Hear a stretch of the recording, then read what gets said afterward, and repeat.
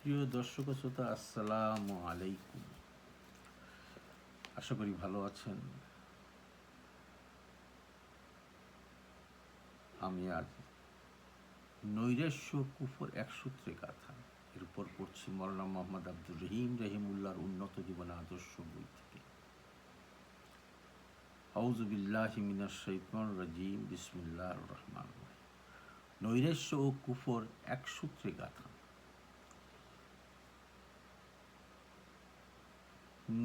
এই ধরনের নৈরাশ্যবাদী মানুষ যদি খুব বেশি সংখ্যায় পাওয়া যায়, দুর্বল ইমানদার ও আল্লাহে অবিশ্বাসী তথা নাস্তিকদের মধ্যে, তবে তা বিস্ময়কর কিছু নয়।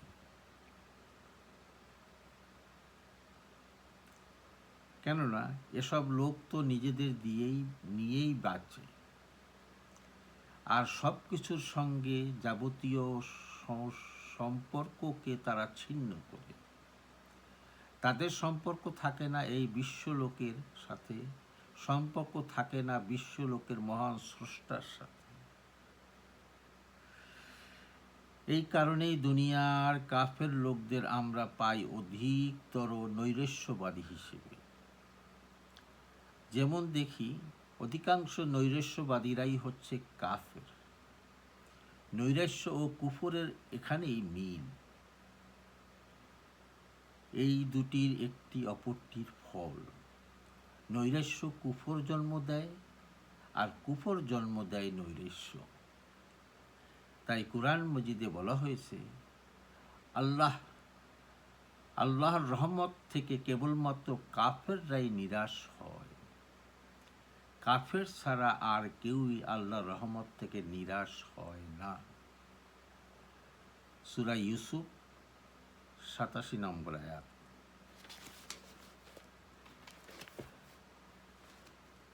কোরআনে এসেছে, আল্লাহর রহমত থেকে নিরাশ আর কেউ হয় না, হয় কেবল পথভ্রষ্ট লোকেরা।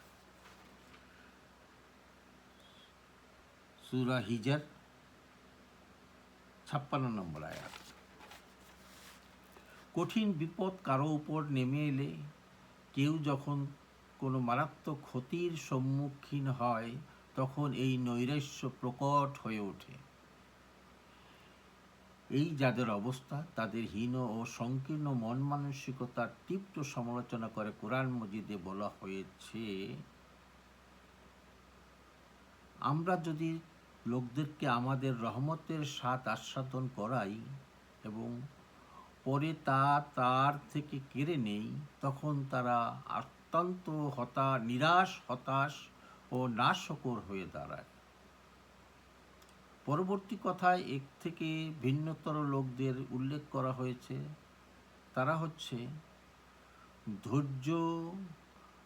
হচ্ছে যারা ধৈর্যশীল ও নেক আমলকারী, তারা এদের থেকে ভিন্নতর। সূরা হুদ ১১ নম্বর আয়াত। আগেরটি ছিল হুদের ৯ নম্বর আয়াত। অপর এক আয়াতে প্রথমোক্ত লোকদের চরিত্র স্পষ্ট করে বলা হয়েছে, আমরা যখন লোকদের নিয়ামত দেই, তখন তারা ফিরে যায় এবং পাশ কাটিয়ে চলতে শুরু করে, আর যখন কোনো অসুবিধা বা বিপদ তাদের ধরে, তখন তারা নিরাশ ও হতাশাগ্রস্ত হয়ে পড়ে। সূরা বনী ইসরাইল ৮৩ নম্বর আয়াত। নৈরাশ্য কেবল যে কুফরির অপরিহার্য অংশ তাই নয়, সন্দেহ সংশয়ের পরিণতিও এই নৈরাশ্য ও হতাশা। যে লোকই আল্লাহর প্রতি ঈমান ও দৃঢ় প্রত্যয় হারিয়ে ফেলে, আল্লাহর বিশেষ বিচক্ষণতা, কর্মশীলতা, কর্মকুশলতা ও সুবিচার, ন্যায়পরতার প্রতি তার এক বিন্দু বিশ্বাস থাকে না, সে অত্যন্ত করুণভাবে সব আশা আকাঙ্ক্ষা থেকেও বঞ্চিত হয়ে যায়। বিশ্বলোক ও জীবনের প্রতি তখন তার মনে কোনো শ্রদ্ধাও থাকে না। তখন এই দুনিয়ার উপর তার কালো দৃষ্টি নিপতিত হয়।